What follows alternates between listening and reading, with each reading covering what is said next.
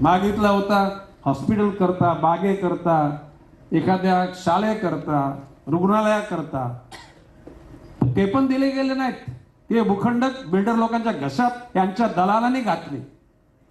मला या गोष्टीची लाज वाटते की ज्या मंत्रिमंडळामध्ये मी आहे त्या मंत्रिमंडळामधल्या नगरविकास खात्याच्या लोकांनी अशा प्रकारचा कर्मदरिद्रीपणा केला.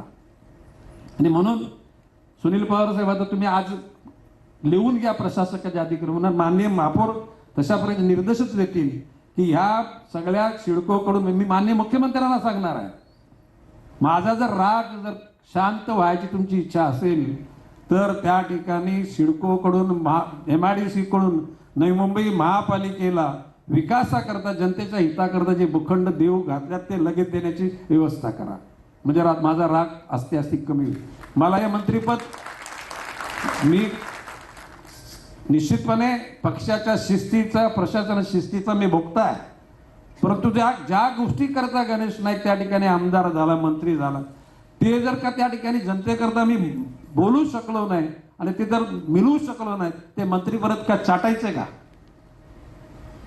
म्हणजे बाबाशे मंत्रीपद पक्षाने दिलं, पक्षाचा आम्ही आभारी आहे.